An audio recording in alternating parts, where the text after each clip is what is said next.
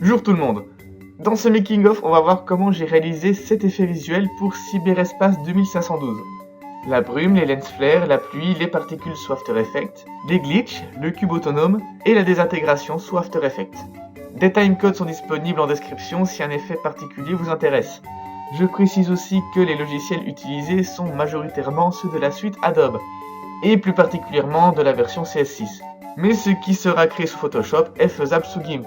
Aussi, mes versions sont en anglais, mais je donnerai les noms des menus en français si c'est possible.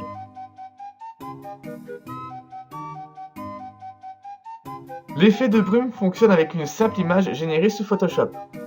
Créez une nouvelle image et sélectionnez dans la palette de couleurs le noir en avant-plan et le blanc en arrière-plan. Allez ensuite dans Rendu, Nuages.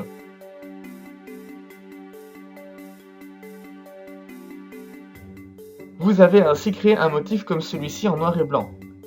Importez-le dans Premiere.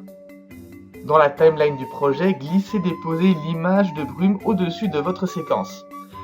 Dans les options d'effet de l'image, vous allez dans la propriété d'opacité et vous choisissez le mode de fusion de normal à écran. Avec ce mode, sans rentrer dans les détails, le noir devient transparent et ce qui est plus clair s'ajoute à l'image en dessous. Placez une deuxième image de brume, puis faites-les bouger à des vitesses différentes pour donner une illusion de parallaxe et de profondeur.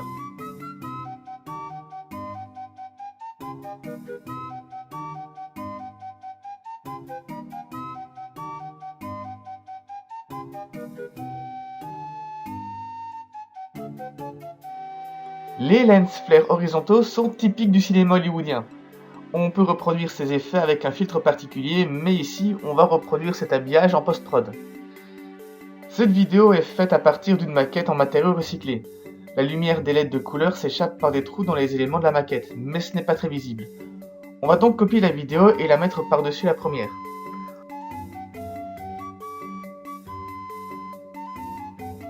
On va y appliquer un flou directionnel à 90 degrés à une force de 150.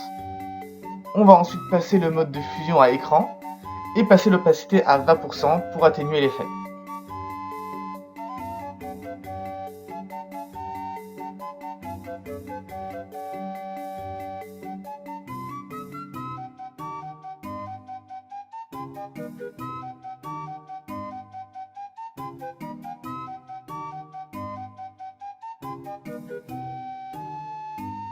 Pour la pluie, on va s'aider d'un logiciel gratuit nommé Scrolls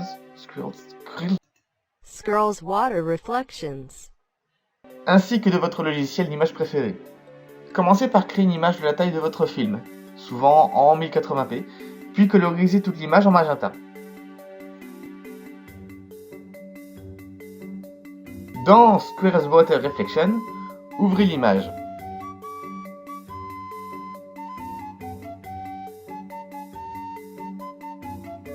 Vous pouvez choisir 3 types d'effets. Sélectionnez la pluie et ajustez-la à vos besoins.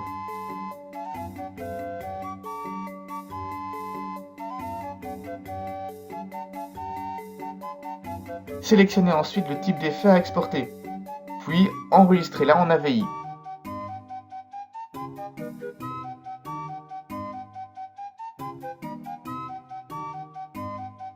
Vous venez de créer une très courte vidéo qui peut reboucler. Créez donc une séquence dans Premiere dans laquelle vous copiez-collez la vidéo autant de fois que nécessaire. Placez cette séquence au-dessus de la vidéo souhaitée. Elle cache évidemment tout le cadre.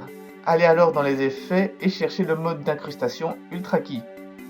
Avec la pipette, sélectionnez le magenta. Puis passez le mode de fusion à écran, encore, et baissez l'opacité, encore.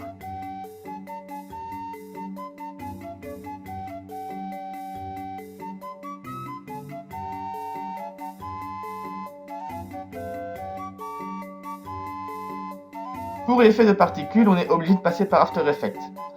On va donc devoir créer une composition qui correspond à la vidéo. Heureusement, les logiciels Adobe sont interreliés, donc dans Premiere, vous allez copier l'image sur laquelle va s'appliquer l'effet, et vous faites clic droit, remplacer par une composition After Effects, et le logiciel va s'ouvrir tout seul. Dans la timeline d'After Effects, vous faites clic droit, créer un nouveau solide. Vous le mettez au-dessus de votre image qui est maintenant cachée.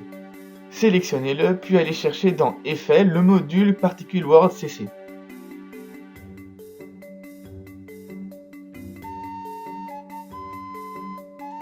Vous pouvez changer la forme des particules, leur orientation, la couleur, la gravité et d'autres paramètres.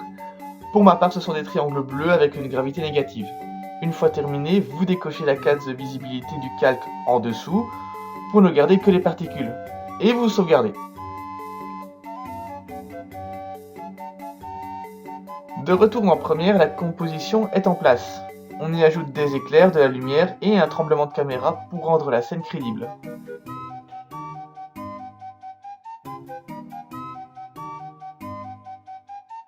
Les glitches maintenant. Je vous jure que c'est simple, mais l'explication est compliquée. On commence par isoler dans un logiciel de retouche la partie de l'image qui va être affectée par le glitch. Ensuite, il vous faut quelques connaissances dans la façon dont l'ordinateur affiche une image sur un écran. Pour créer des motifs, l'ordinateur utilise des milliers, voire des millions de pixels. Bien coordonnés, ces pixels forment des images en s'allumant d'une couleur.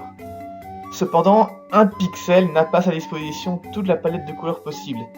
Il est composé lui-même de 3 LED rouges, vertes et bleues. En dosant l'intensité de ces 3 composants, on peut obtenir toutes les couleurs dites réelles. Si elles sont toutes éteintes, le pixel est noir et à l'inverse, si elles sont toutes allumées, il est blanc. C'est ce qu'on appelle le modèle additif des couleurs et il concerne les écrans. Dans notre cas, on veut simuler un effet où l'image est corrompue et où les couleurs qui apparaissent sont soit du rouge, du vert ou du bleu. On revient donc à notre image et on la découpe comme on veut. Ensuite, on ouvre l'outil courbe RVB. Si on souhaite obtenir un glitch rouge, on réduit la courbe rouge. L'image apparaît alors cyan, un mélange de bleu et de vert qui reste dans l'image. Si on le voulait bleu, il faut faire pareil avec la courbe bleue. L'image apparaîtra alors jaune dû au mélange de rouge et de vert. Et pareil pour le vert, l'image apparaîtra magenta. Dans Premiere, vous allez importer les images de glitch de votre séquence. Et maintenant, vous passez son mode de fusion en soustraction. Et notre image apparaît de la couleur qu'on a enlevée. Et comme il n'y a pas de rouge dans l'image, c'est donc la seule couleur qui n'est pas soustraite. Pareil pour les autres couleurs. Pour le cube autonome, j'ai d'abord créé une séquence en stop motion où le cube se change tout seul. Je l'ai ensuite appliqué à ma séquence et j'ai utilisé un ultra key pour enlever le bleu. Pour enlever les détails résiduels, j'ai utilisé un masque à 8 points pour enlever les petits détails qui n'étaient pas passés sous le filtre.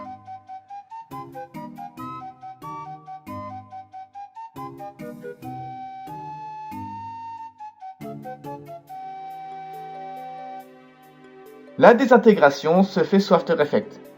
J'ai une image détourée de mon héros et je la pose dans la timeline, puis je remplace par une composition comme on a fait avec l'effet de particules avec clic droit, composition After Effects. J'applique à mon image l'effet Skatterize. Puis dans la timeline de After Effects, je déroule les effets pour poser une image clé dans l'effet fraîchement ajouté. Je mets Skatterize à 1 et je pose une image clé. À la fin de la timeline, je mets aussi une image clé mais j'augmente la valeur de l'effet. Sous Premiere, je rajoute du mouvement à mon image pour donner l'illusion de la puissance du coup final.